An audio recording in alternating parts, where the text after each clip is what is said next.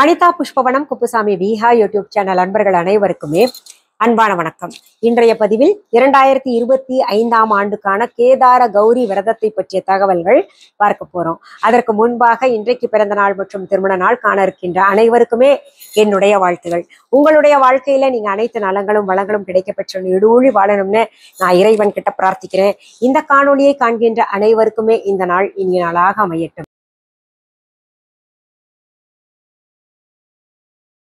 சிவபெருமானுக்கான வழிபாடுகள்ல மிக முக்கியமான விரதமாக நோன்பாக கருதப்படுவது இந்த கேதார கௌரி விரதம். இது தீபாவளிக்கு அடுத்த நாள்ல வருது.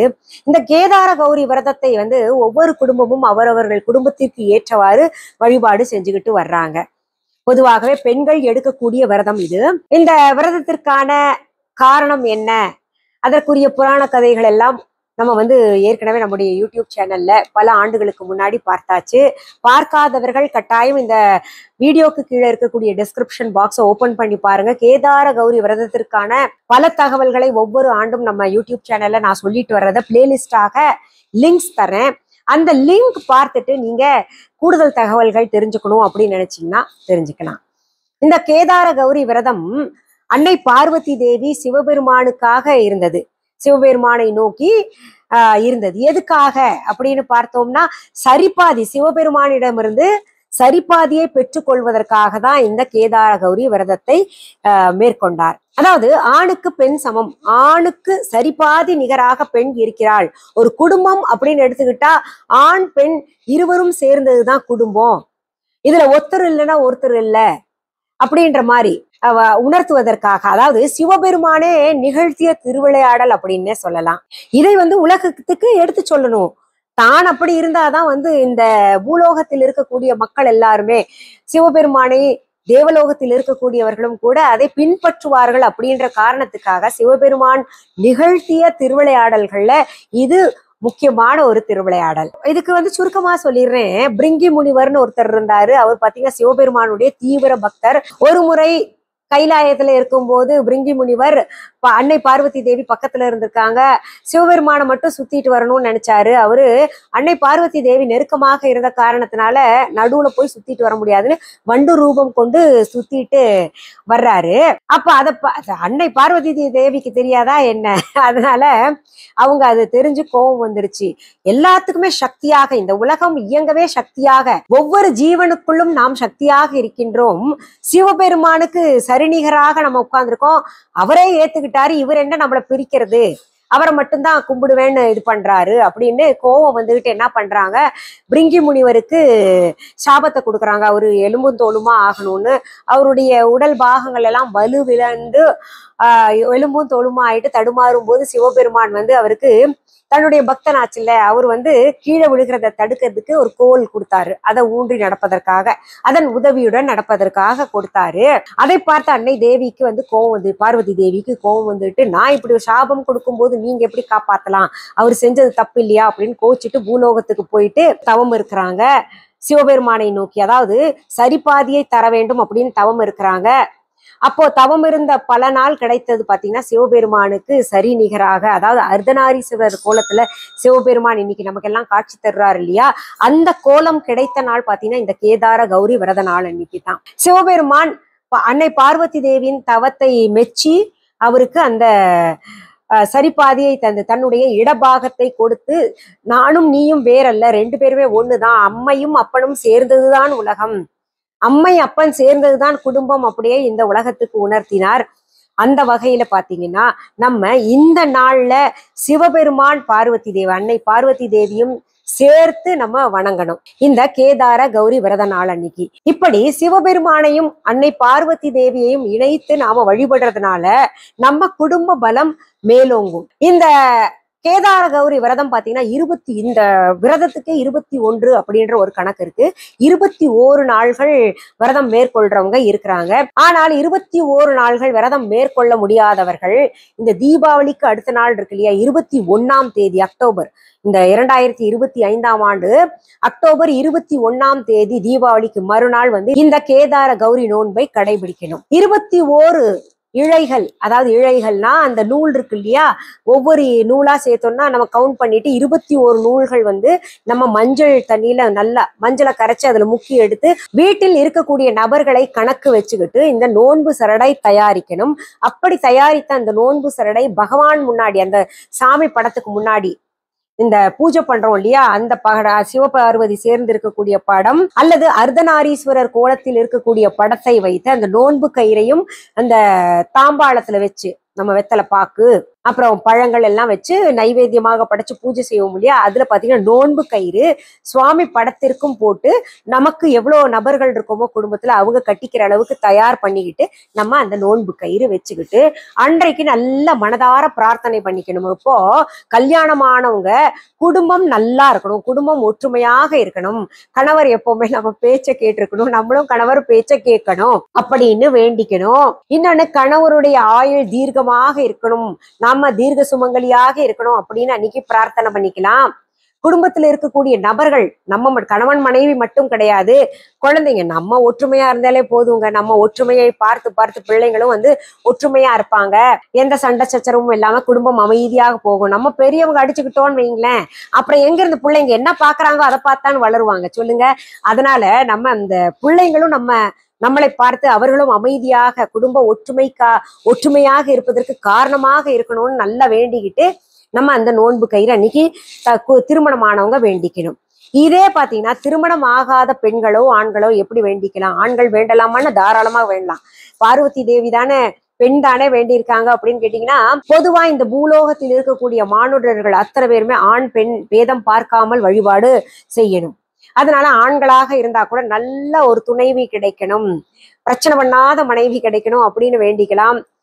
பெண் இந்த விரதத்தை இந்த நோன்பை மேற்கொண்டு வழிபாடு செய்கிறவள் என்ன பண்ணலாம்னா நல்ல கணவர் கிடைக்கணும், என்ன புரிஞ்சுக்கிட்டு நல்ல ஒரு மரியாதை கொடுத்து நடத்தணும் அப்படின்ற மாதிரி வேண்டிக்கிட்டு அந்த பெண்மணி திருமணமாகாத பெண்கள் எல்லாம் இந்த நோன்பை மேற்கொள்ளலாம். சின்ன பிள்ளைங்க இருந்தாங்கன்னா அவங்களே உட்கார வைங்க. அவங்க நல்லா, அவங்களுக்கு என்ன தேவை, நல்லா படிக்கணும், சாக்லேட் வேணும், இல்லை புக்கு நல்ல புக்கு நல்ல பேக் வேணும், அந்த மாதிரி தான் நினைப்பாங்க இல்லையா. அந்த மாதிரி சின்ன பிள்ளைங்களையும் நம்ம வந்து வழிபாட்டுல எப்பவுமே குடும்பத்தோட சேர்த்து உட்கார்ந்து செஞ்சோம்னா அந்த பழக்கம் வரும். அவங்க கண்ணால பார்த்துட்டு நாளைக்கு வந்து அவங்க வந்து அப்படியே அடுத்த தலைமுறைக்கு சொல்லுவாங்க. இப்படியே தலைமுறையாக வந்ததுதான் நம்முடைய வழிபாடெல்லாம் இல்லைங்களா. அதனால குடும்பம் மொத்தமாக செய்யக்கூடிய வழிபாடு இந்த கேதார கௌரி விரதம், கேதார கௌரி நோன்பு. இத வந்து என்ன பண்ணுவாங்கன்னா 21 வகையான பலகாரங்கள் செய்வது வழக்கமாக இருக்கு. சிலர் பாத்தீங்கன்னா 21 செய்வாங்க, சிலர் வந்து வெளியில இருந்து வாங்கிக்கிற வழக்கமும் இருக்கு. சிலர் வந்து இல்லைங்க எங்கனால அவ்வளவு முடியாதுங்க, குறைந்தபட்சம் நாங்க 5 பலகாரம் செஞ்சுக்கிறோங்க அப்படின்னு நீங்க நினைச்சீங்கன்னா பரவாயில்ல, பிரச்சனை இல்லை. நீங்க பலகாரம் எவ்வளவு செய்யறதா, இப்ப இந்த பலகாரம் அப்படின்றப்ப பாத்தீங்கன்னா இந்த முறுக்கு வடை அப்புறம் நம்ம உணவு தயாரிக்கிறோம்ல அந்த உணவுகள் கூட நம்ம சாப்பிடாம முதல்ல பகவானுக்கு எடுத்து வைக்கிறது கூட பலகாரங்கள்ல சேரும். இப்ப தாளிச்ச சாதம் செய்யறோம்னு வைங்களேன், சித்திரான்னமாகட்டும், தயிர் சாதமாகட்டும், இல்ல வந்து பால் சாதமாகட்டும், எதுவாக இருந்தாலும் பாத்தீங்கன்னா அது பலகாரத்துல நம்ம சேர்த்துக்கணும். அப்படி எண்ணிக்கையில நீங்க வச்சுக்கோங்க. அந்த பலகாரங்கள்ல வெத்தலை பாக்கும் ஒண்ணு சேர்த்துக்கலாம், அப்புறம் வந்து பழங்கள் எத்தனை வேணாலும் நீங்க சேர்த்துக்கலாம், சீடை இந்த மாதிரி எல்லாம் கிடைக்குது பாருங்க. செய்ய முடியலன்னா இனிப்பு வகைகள் என்ன பாயசமாவது குறைஞ்சபட்சம் செஞ்சுக்கணும். இந்த மாதிரி 21 வகையான நைவேத்தியங்கள் நம்ம தயார் பண்ணி சிவபெருமானுக்கும் அன்னை பார்வதி தேவிக்கும் அன்றைக்கு நாம் படைக்கணும். சரிங்களா. இப்போ இதுல என்னன்னா சிவபெருமானுக்கு பிரதானமாக சொல்லப்பட்ட இந்த நோன்பு இன்றைக்கு அந்த கேதார கௌரி விரத நோன்பு அன்னைக்கு பாத்தீங்கன்னா அன்னை பார்வதி தேவியும் சரிபாதியாக இணைகின்றார். சிவபெருமான் அந்த அங்கீகாரம் கொடுத்திருக்காரு இல்லையா. 2 பேரையும் சேர்த்துதான் வழிபடணும். இந்த வழிபாடு அப்படின்றது பாத்தீங்கன்னா ஒவ்வொரு குடும்பத்திற்கும் ஒவ்வொரு வகையாக இருக்கும். அந்தந்த குடும்பத்துக்கு ஏத்த மாதிரி செஞ்சுக்கிட்டு போங்க. இப்ப பாத்தீங்கன்னா நம்ம பொதுவாக யூடியூப்ல நிறைய பேர் உட்காந்து பேசிக்கிட்டு இருக்கறனால இது இப்படின்னு சொல்லிட்டு நம்ம பொதுவாக நமக்கு நிறைய பேர் சொன்னது அப்புறம் வந்து நம்ம வீட்டுல கடைபிடிக்கிறது அதெல்லாம் வச்சுக்கிட்டு நம்ம சொல்லிக்கிட்டு இருக்கோம் இல்லையா. அதனால என்ன பண்ணுங்க, உங்க குடும்ப வழக்கத்துல உங்க வீட்டு பெரியவங்க என்ன சொல்றாங்களோ அதை கேட்டு எந்த வழிபாடாக இருந்தாலும் செய்யணும். இப்போ பொது பூஜைகள் இருக்கு, குபேர வழிபாடு, இன்னும் சிறப்பான வழிபாடுகள், மகாலட்சுமிக்கெல்லாம் நான் நிறைய சொல்லியிருக்கேன், அதெல்லாம் வந்து வழிபாடு. இந்த குபேரர் பூஜை அப்படின்னாலே நான் இன்னொன்னு சொல்றேங்க, நான் சொன்னதுக்கு ஆப்போசிட்டா நிறைய பேர் சொல்லியிருப்பாங்க இந்த மாதிரி தீபாவளி அன்னைக்கு தான் இந்த குபேரர் பூஜை பண்ணணும் அப்படின்னு. கிடையவே கிடையாது. நீங்க இது வந்து வடநாட்டு பூஜை மட்டும் கிடையாது. நான் வடநாட்டு ஸ்டைல்ல சொல்லிட்டு இருக்கேன்னு நீங்க தப்பா நினைக்காதீங்க. அது கிடையவே கிடையாது. வடநாடு தென்னாடு அப்படின்றது பூஜையில பிரிவினை என்பது அப்படின்றது கிடையவே கிடையாது. இது எங்க கேட்டீங்கன்னாலும் நான் வந்து ஆதாரத்தோட தருவேன். அதனால என்ன தெரியுமா, பொத்தாம் பொதுவாக இந்துக்கள் வழிபடுகின்ற வழிபாடு, இந்தியாவில் வழிபடுகின்ற வழிபாடு அப்படின்னு தான் நீங்க பார்க்கணும். இப்ப நான் ஒண்ணு சொன்னேன்னா அதுக்கு ஆப்போசிட்டா சொல்லணும்னு வேணா நிறைய பேர் சொல்லிட்டு இருப்பாங்க. ஆனா அது வந்து உண்மையாயிராது இல்லையா? அதனால நீங்க என்ன பண்ணுங்க, உங்களுக்கு வந்து நான் தவறா வழிகாட்ட மாட்டேன். நிறைய பேர் நீங்க கவனிச்சு பாருங்க, நான் சொல்ற நாள்ல குபேரர் பூஜை செய்யறதுனால பலன் நிறைய பேர் கிடைச்சு என்னோட கமெண்ட்ல நிறைய பேர் போட்டிருப்பீங்க. ஏன்னா அந்த வழிபாட்டுக்கு அந்த நாள்னா அந்த நாள் தான். இந்த கேதார கௌரி விரதம் வந்து அந்த தீபாவளிக்கு அடுத்த நாள் 21ஆம் தேதினா அந்த நாள்ல தான் கொண்டாடணும். அப்பதான் அதுக்குரிய கிரகங்கள் எல்லாம் சேர்க்கை இருக்கும், அதன் பலன்கள் எல்லாம் கிடைக்கும் இல்லையா? நம்ம வந்து இதென்ன இல்ல அவங்க சொல்லிட்டாங்க நம்ம இப்படி சொல்லுவோம் மாத்தி யோசி அப்படிம்பாங்களே, அந்த மாதிரி சொல்றதுனால உங்களுக்கு ஒன்றும் அப்படி ஒரு இது கிடைக்காதுங்களா. தீபாவளி அன்னைக்கு மகாலட்சுமி பூஜை செய்யணும். அதுக்கு 3வது நாள் திரையோதசி நாள்ல இந்த குபேரர் பூஜை செய்யணும். அதுதான் முறை. சரி, இப்ப இங்க பாத்தீங்கன்னா இந்த கேதார கௌரி விரதம் இருக்கு இல்லையா, அந்த நாள்ல நோன்பு மேற்கொள்வார்கள் பெண்கள். எது வரைக்கும் அப்படின்னு பாத்தீங்கன்னா, அந்த நோன்பு மேற்கொள்வது அந்த இறை வழிபாடு அப்படின்னு இருக்கு இல்லையா, அன்னைக்கு இருக்கக்கூடிய வழிபாடு என்ன செய்யறோமோ, சிவபார்வதி வழிபாடு செய்யறோம் இல்லையா, அந்த வழிபாட்டை மேற்கொள்கின்ற வரைக்குமாவது நோன்பு மேற்கொள்வார்கள். ஒரு வீட்டுல வந்து ஒரு மருமக வந்துட்டா அப்படின்னா அந்த மருமகளும் மாமியாரும் சேர்ந்து இந்த விரதம் மேற்கொள்வது வழக்கம். இப்படி காலங்காலமாக உங்க குடும்பத்துல இருக்கக்கூடிய வழிபாட்டு முறை என்னவோ அதை கடைபிடித்து குடும்ப ஒற்றுமைக்கான நம்ம பூஜைகள் எல்லாம் செய்யணும் கட்டாயம். இந்த நோன்பு சரடு வச்சிருக்கோம் இல்லையா, நல்ல சாமி கிட்ட வேண்டிக்கிட்டு உங்களுடைய வேண்டுதல் என்னவாக இருந்தாலும் வச்சுக்கிட்டு அதை வேண்டிக்கிட்டு நம்ம என்ன பண்ணணும்னா, நோன்பு சரடை வச்சுட்டு வேண்டிக்கிட்டு அப்புறம் எடுத்துக்கிட்டு அந்த நோன்பு சரடை கட்டிக்கோங்க. அந்த காப்பு என்பது ஒவ்வொரு வழிபாட்டிற்கும் ரொம்ப முக்கியமானது. அதனால என்ன பண்ணுங்க, நல்ல பிரார்த்தனை பண்ணிக்கிட்டு நீங்க வந்து அந்த நோன்பு சரடை எடுத்து தாலி கயிறு அன்னைக்கு புதுப்பிக்கணும் அப்படின்னு நினைக்கிறவங்க, தாலி கயிறு போட்டிருக்கிறவங்க இந்த 11 இழைகள் கொண்ட அந்த நோன்பு கயிறை தாலி கயிறாக கட்டி கொள்ளலாம். இல்ல நாங்க தாலி சரடா போட்டுக்கோம் தங்கத்துல அப்படின்னு நினைக்கிறவங்க, கையில பெண்களாக இருந்தால் இடது கையிலும், ஆண்களாக இருந்தால் வலது, அதாவது ரைட் ஹேண்ட்ல ஜென்ஸ் மேல்ஸ், லெஃப்ட் ஹேண்ட்ல ஃபீமேல்ஸ் கட்டிக்கணும். சரிங்களா? பெண்கள் அதாவது குழந்தைகள் கூட அதே மாதிரிதான் ஃபாலோ பண்ணிக்கணும். கல்யாணம் ஆகாத பெண்கள் வழிபாட்டுல இருக்கீங்கன்னா அவங்களும் கட்டிக்கணும். இப்படி இந்த வழிபாட்டை மேற்கொண்டு எல்லா வளங்களும் நீங்க உங்க வாழ்க்கையில கிடைக்கப்பெற்று நல்லா இருக்கணும்னு சொல்லிட்டு இந்த வீடியோவின் மூலமாக இறைவன் கிட்ட நானும் ஒரு வேண்டுகோள் வைக்கிறேன். சரி, இந்த பூஜை காலையில செய்யணுமா மாலையில செய்யணுமா அப்படின்னு கேட்டீங்கன்னா, நீங்க முடிஞ்ச அளவு எந்த ஒரு வழிபாடாக இருந்தாலும் காலையில செய்யறது தான் உத்தமம். எவ்வளவு எளிமையாக முடியுமோ அவ்வளவு எளிமையாக வந்து இந்த நோன்பை நீங்க காலையிலேயே செஞ்சு முடிச்சிருங்க. அப்புறம் உங்க விரதம் வந்து அந்த பூஜை செய்யற வரைக்கும் மட்டும் வச்சுக்கிட்டு அதற்கு பிறகு சாப்பிடணும்னு நினைக்கிறவங்க சாப்பிட்டுக்கோங்க. உங்க உடம்பு ஒத்துழைச்சா அந்த நோன்பை நீங்க வந்து சாயந்தரம் வரைக்கும் தொடர்ந்து இரவு நேரத்துல சாப்பிடலாம். அப்படி இல்லையா அடுத்த நாள் கூட காலையில வந்து இந்த நோன்பு விரதத்தை துறக்கலாம். அப்படி இல்லையா நீங்க என்ன பண்ணுங்க, வழிபாடு முடிஞ்சோன்னா இந்த விரதத்தை முடித்து கொள்ளலாம். இப்படி பல சாய்ஸ் நமக்கு வந்து கொடுக்கப்பட்டிருக்கு. நம்ம உடம்பை பொறுத்துதான், நம்ம மனதை பொறுத்து இதெல்லாம் இருக்கு.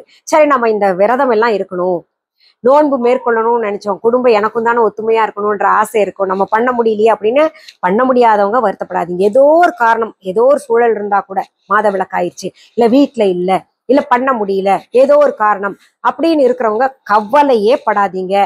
நீங்க எங்க இருந்தாலும் உங்க மனம் வந்து அதை நினைச்சுக்கிட்டே இருக்கு இல்லையா, எப்பவுமே மனம் நினைக்கிற வழிபாட்டிற்கு கூடுதல் பலன்கள் இருக்கு. அதனால நீங்க எங்க இருந்தாலும் அந்த சிவபார்வதியினுடைய அந்த பேரை சொல்லிட்டே இருங்க. நீங்க அந்த நோன்பை பற்றி நினைச்சுக்கிட்டே இருங்க. எல்லாமே இந்த என்ன பூஜை செய்யறோம் இல்லையா அதற்கான பலன்கள் என்ன கிடைக்குமோ அந்த பலன்கள் அத்தனையுமே இப்படி நினைக்கிறதுனாலையும் கிடைக்கும். சரி, இந்த பதிவு கட்டாயம் உங்களுக்கு பயனுள்ள பதிவாக இருக்கும்னு நான் நம்புறேன். இந்த பதிவை உங்களுடைய ஃப்ரெண்ட்ஸ் ரிலேட்டிவ்ஸ்க்கு எல்லாம் நீங்க கட்டாயம் ஷேர் பண்ணணும் அப்படின்றது என்னுடைய தாழ்மையான வேண்டுகோள். இப்ப நம்ம விஹா ஆன்லைன் பத்தி சொல்றேன். விஹா ஆன்லைன்ல நான் நிறைய ஆர்கானிக் பொருள்கள் தயாரித்து கொடுத்துட்டு இருக்கேன். இதுல புதிய புதிய பொருள்கள் தினமுமே செஞ்சு சேர்த்துக்கிட்டு இருக்கிறேன். எல்லாமே ஆர்கானிக்குங்க. ரோஸ்மேரி ஷாம்பு எல்லாம் ரொம்ப நல்ல ரிசல்ட். அதை விட பாத்தீங்கன்னா அரப்பு ஷாம்பு செம்மையா இருக்கும். அப்படியே நம்ம வீட்டை பாத்தீங்கன்னா மேகா யூஸ் பண்றது அரப்பு ஷாம்பு தான் அவங்களுக்கு ரொம்ப பிடிச்சி போச்சு. அப்படியே முடி ஒவ்வொன்னா தனித்தனியா நிக்குதுமா அப்படின்றாங்க, ஒட்டாம. அவ்வளவு சிறப்பாக இருக்கும். ஷிக்கக்காய் ஷாம்பு, இந்த மாதிரி நிறைய வகையான ஷாம்பூஸ் கொடுத்துட்டு இருக்கேன். எது நீங்க எடுத்தீங்கனாலும் நல்லா இருக்கும். என் பிள்ளை எல்லா பிள்ளைங்களும் என்னோடது ரொம்ப நல்ல பிள்ளைங்க அப்படின்னு நான் சொல்லுவேன். அந்த மாதிரி ஒவ்வொரு நான் தயாரிக்கிற ப்ராடக்ட்டும் என்னுடைய பிள்ளைங்க மாதிரி தான், என்ன குழந்தைங்க மாதிரி தான். அதனால 100% ஆர்கானிக் ப்ராடக்ட்ஸ் நான் தயாரிச்சு கொடுத்துட்டு இருக்கேன். அதனால விஹா ஆன்லைன் நீங்க வாங்கி பயனரும். இப்ப ஸ்கின் டிசீஸ் இருக்கிறவங்க, ஸ்கின் இச்சிங் இருக்கிறவங்க, ஸ்கின் ப்ராப்ளம் இருக்கிறவங்க எல்லாம் குப்பைமேனி சோப்பு, ஆவாரம்பு சோப்பு, இந்த மாதிரி நிறைய சோப்ஸ் இருக்கு. அது போய் பாருங்க. இன்னும் மேற்கொண்டு தகவல் தெரிஞ்சுக்கணும்னு நினைக்கிறவங்களுக்காக மேற்கொண்ட தகவல்கள் நான் சொல்றேன், கேளுங்க. விஹா ஆன்லைன் அப்படின்றது எங்களுடைய ஆன்லைன் ஷாப். இது வரைக்கும் எங்களுடைய Viha online shopping app download பண்ணாதவங்க உடனே பிளே ஸ்டோர், ஆப் ஸ்டோர் போங்க. தம்ப்நெயில்ல கொடுக்கப்பட்டிருக்கின்ற விஹா ஆன்லைன் அப்படின்ற ஸ்பெல்லிங் பார்த்துட்டு டெக்ஸ்ட் பண்ணுங்க. உடனே டவுன்லோட் பண்ணி வச்சுக்கோங்க. நீங்க டவுன்லோட் செய்த பின்னாடி பார்க்க வேண்டியது ஒன்னே ஒண்ணுதான். மிஸ்ஸஸ் அனிதா குப்புசாமி விஹா ஆன்லைன் அப்படின்னு பச்சை எழுத்துல இருக்கான்னு பார்த்துக்கிட்டு சரி பண்ணிக்கோங்க.